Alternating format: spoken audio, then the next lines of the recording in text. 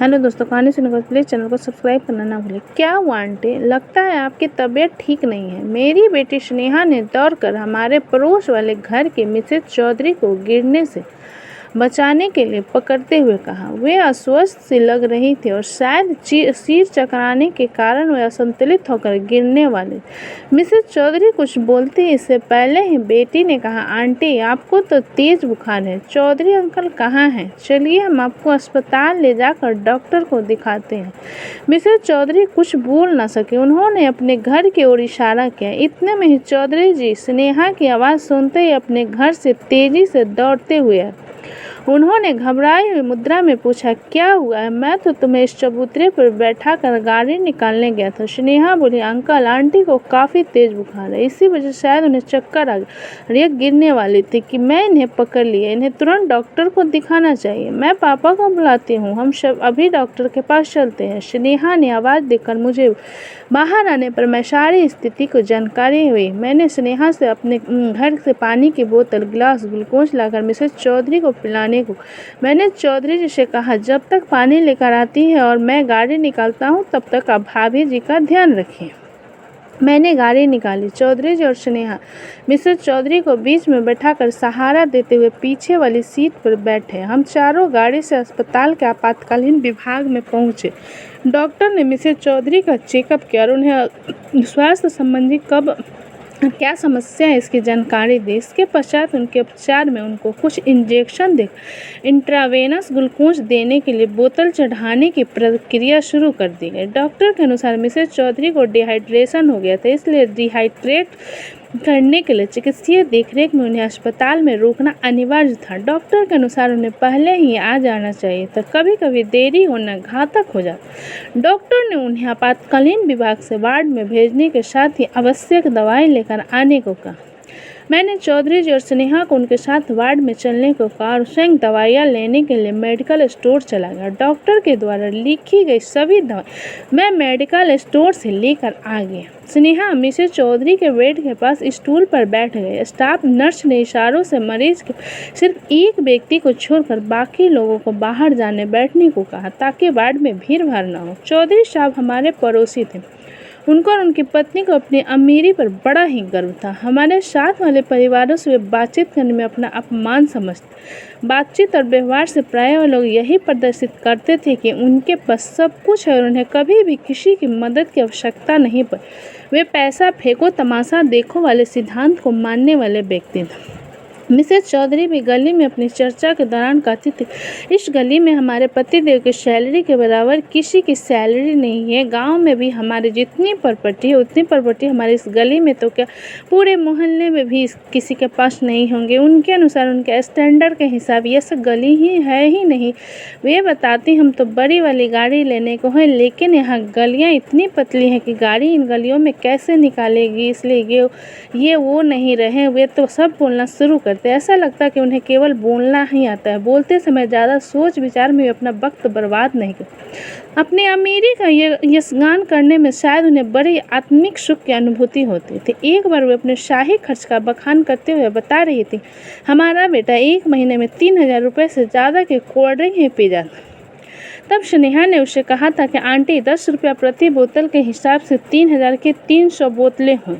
1 महीने में 30 दिन होते हैं, इस हिसाब से एक दिन में 10 बोतलें उसके हिस्से में आती हैं। अब उसका बेटा एक दिन में ये 10 बोतलें कैसे पीता है? 24 घंटे में कितने घंटे सोता है, कितने घंटे जागता है? 10 बोतल रोज़ ख़त्म करने के उसने अपने क्या रूटीन तय किया है? अगर वह इतना कोल्ड ड्रिंक पी लेता है तो यह उसके स्वास्थ्य के लिए भी बहुत नुकसानदायक है। ये गुरु स्वामी रामदेव जी तो कहते हैं कि ठंडा मतलब टॉयलेट क्लीनर। जिस मिसेज चौधरी ने झूठ पकड़ने पर भी झेपन तो सीखा ही नहीं था। ऐसे मौके पर मुस्कुराते अपने घर के अंदर घुस जाते थे। वैसे तो आसपास लोगों से बात करना भी अपनी प्रतिष्ठा के खिलाफ समझते। सामान्यतः किसी से बात भी तभी करते जब उन्हें शेखी बघरानी होती। आसपास के लोग उनकी इस आदत से भली भांति परिचित, तभी तो वह अपनी हाँक रही होती थी। तब उनकी बात को गंभीरता से नहीं सुनता था। मिस्टर चौधरी उनसे भी 4 कदम बढ़ा करते। वे शायद ही कभी किसी से बात करते थे। किसी के सुख दुख उन्हें कुछ लेना देना नहीं था। अपने घर से बाहर निकलते समय या बाहर आते घर में प्रवेश करते समय वह किसी की तरफ आंख उठाकर भी देखना नहीं पसंद करते थे। किसी से मेल जोल का तो कोई सवाल ही नहीं। चौधरी दंपत्ति का शायद यही विचार था कि उनके पास बहुत सारा पैसा है। आज के समय पैसे की मदद से कुछ भी किया जा सकता है। अगर आपके पास पैसा है, उससे आप दुनिया की कोई भी सेवा प्राप्त कर सकते हैं। सीधा सा सिद्धांत है कि पैसा फेंको, तमाशा देखो। शायद इसलिए वे किसी से कोई संबंध रखना नहीं चाहते थे। उनका ऐसा मानना था कि लोग अमीरों से संबंध अपने लाभ के लिए ही बनाते हैं। हर किसी को अपने संबंध समान स्तर वाले लोगों से ही बनाने चाहिए। उनके पास पैसा चाहे जितना हो, लेकिन वे रिक्शे वाले से, सब्जी वाले से, फल वाले से, यानी जिस किसी की सेवा लेते हैं उससे 2-4 रुपए के लिए भी लंबी बहस करने पर उतर आते हैं। और इस बहस में अपनी अमीरी को बढ़ा चढ़ा कर वर्णन करके पूरे मोहल्ले की जानकारी करवा देते हैं। बहस करते करते वे गाली गलौज और झगड़े पर उतर आते थे और इस क्रम में एक नहीं बल्कि अनेक बार उनकी पिटाई भी हो चुकी। मोहल्ले का कोई भी आदमी उनके झगड़े के बीच कोई समझौते की बात या उनका पक्ष लेने की जहमत नहीं उठाता था, क्योंकि उनके व्यवहार सभी लोग भली भांति परिचित हो चुके थे। अपने बच्चों के साथ भी उनके संबंध मधुर नहीं। बेटी शादी के बाद दूसरे शहर अपने ससुराल चली गई। उनका इकलौता बेटा शहर में कहीं दूर किराए पर रहता था। बच्चे केवल त्योहार आदि पर आते जाते। शायद उन्हें अकेले रहने में ज़्यादा शांति और संतुष्टि का अनुभव होता था। पहले जब बच्चे साथ रहते थे तो बच्चे को डांटने फटकारने की उनकी आवाज़ अक्सर सुनाई देती रहती थी। बच्चों के जाने के बाद उनके घर पर काम करने के लिए जो बाई आती, उसके काम में मीन मेख निकालना उनकी आदत थी। अक्सर वे उसे डांटने के बहाने ही तो अपनी अमीरी का यशगान करके संतुष्टि का अनुभव कर, क्योंकि लोगों से उनकी बातचीत न के बराबर होती थी और आसपास के लोगों को उन्हें अपनी यशगान गाथा गाने का सामान्यतः अवसर ही प्राप्त नहीं होता था। इमरजेंसी से बाहर मेरे साथ बैठे हुए चौधरी साहब आज बेहद गंभीर और गमगीन लग रहे थे। शायद उनको आत्मग्लानि का अनुभव हो रहा था। उनके चेहरे की भावना से स्पष्ट था कि वे बेहद परेशान हैं। उनके कंधों पर मैंने ज्यों ही हाथ रखा, फपक फपक कर रोने लगे। मैंने उन्हें धैर्य बांधते हुए कहा, चौधरी साहब आप बिल्कुल चिंता न करें, हम सब तन मन धन सहित आपको साथ हैं। आपको किसी भी प्रकार की चिंता करने की आवश्यकता नहीं है। भाभी जी भी जल्दी ठीक हो जाएंगे। जैसा कि डॉक्टर भी कह रहे थे कि हम लोग उन्हें सही वक्त पर ले आए हैं। देर हो जाना घातक हो सकता है। इतना सुनते हैं तो वह फूट फूट कर रोते हुए कहने लगे, हम दोनों का व्यवहार आप लोगों के साथ मधुर नहीं, लेकिन फिर भी आपने हमारी उन गलतियों की तरफ न देकर हमारी मदद की है। इस समय आप लोग देवताओं की तरह हमारे रूखे व्यवहार को ध्यान में दिए बिना हमारी सहायता में लग गए। हम आपके आजीवन शुक्रगुजार करेंगे। मैंने सांत्वना देते हुए उनसे कहा, आप नाहक ही अपराध बोध के लिए बैठे हैं। हम लोग तो ऐसे कभी नहीं सोचते। आजकल सभी का समय बहुत ही कीमती है। हर आदमी अपने काम में व्यस्त है। आखिर हम एक दूसरे के पड़ोसी, हमारा आपका सबसे निकट का संबंध है। हमारे पड़ोसी एक दूसरे के सुख दुख में जितनी जल्दी भागीदारी निभा सकते, इतना जल्दी कोई दूसरा नहीं निभा सकता। हमारा या आपका कोई निकट संबंधी जब जानेगा तभी तो आ पाएगा, और जानने के बाद भी उससे हमारे पास कितना समय लगेगा यह भी परिस्थितियों पर ही निर्भर करता है। आज हमारी समझ में आ चुकी है कि आदमी का काम आदमी से ही होता। अगर इस समय आप लोगों ने मदद न की होती तो मैं अकेले इसे कैसे लाता, और अगर देर हो जाती तो न जाने क्या हो जाता। इंसान की जान अमूल्य होती है, इसकी पैसों से तुलना नहीं की जा सकती। मानवीय मूल्यों कभी भी पैसे से तुलना नहीं की जा।